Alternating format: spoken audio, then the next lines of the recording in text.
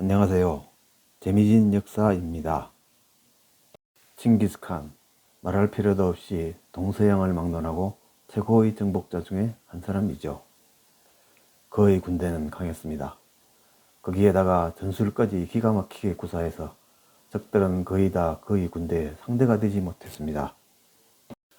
하지만 문제가 하나 있습니다. 강력한 군대로 어떤 지역을 정복하고 약탈하고 죽이고 해서 거의 황무지를 만들어 놓습니다. 실제로 몽골을 통일하고 대외 정복을 시작하던 초기에는 몽고군은 그렇게 했습니다.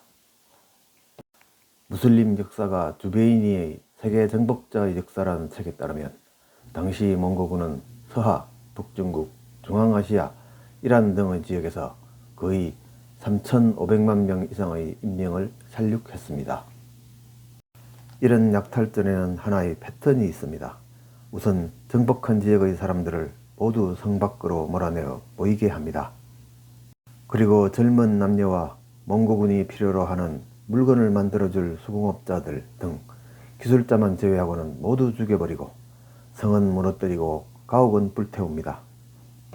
젊은 남자는 몽고군 병력 충원이나 잡일을 시키기 위해서, 젊은 여자는 아이를 낳아야 되기 때문에 살려준 것이죠. 이런 식의 약탈식 정복은 거란족의 나라 요의 황족 출신인 야율초제라는 사람의 건의에 의해서 새로운 국면을 맞게 됩니다.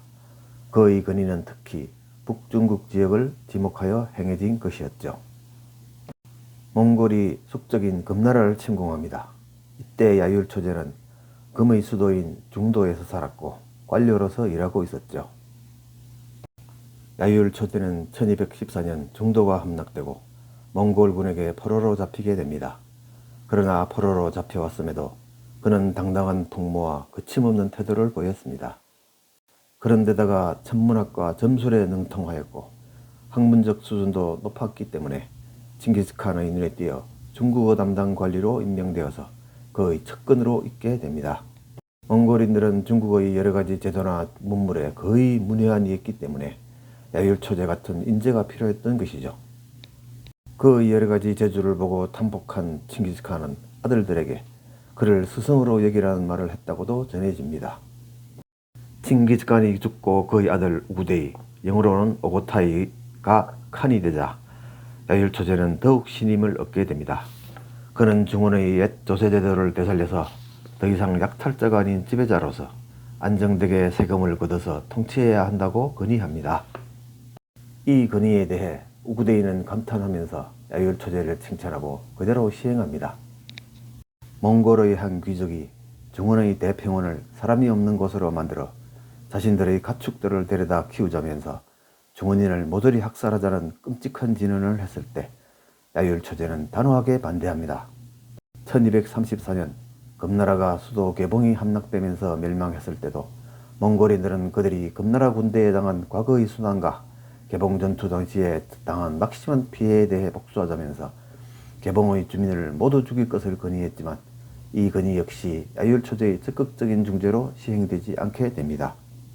야율초제를 비롯한 몽골인도 아니고 한인도 아닌 사람들의 적극적인 건의를 통해서 우구데이 이후의 칸들은 더 이상 정복지에 대한 야만적인 약탈과 살육을 금지하고 오히려 농경민을 보호하는 정책을 시행하게 됩니다.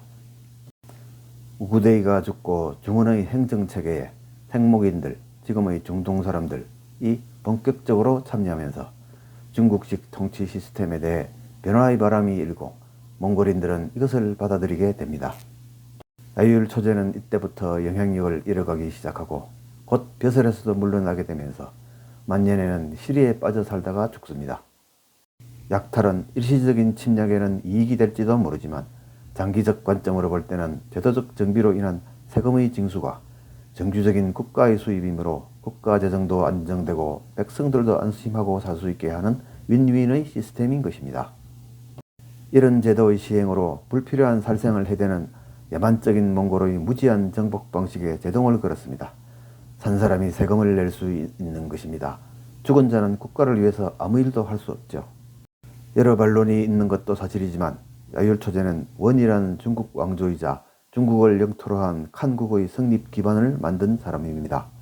몽골의 대외 정복 사업이 더 이상 약탈을 위한 것이 아니라 지배를 위한 것으로 바뀌는 하나의 장치를 제공한 사람 중에 하나입니다. 야율 초제는 몽골 제국 역사에 있어서 빼놓을 수 없는 인물이라는 것이 대체적인 의견입니다. 칭기스칸이 현자라고 불렀던 사람, 이데칸 우구데이의 재상이었던 야율 초제와 그 행적에 대해 알아보았습니다. 감사합니다.